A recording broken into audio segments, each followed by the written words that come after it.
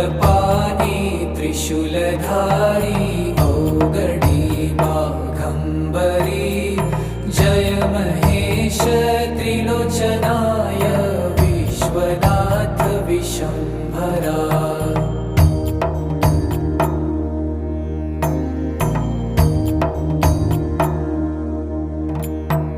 नाथ नागेश्वर हरो हर पाप साप विशापतम्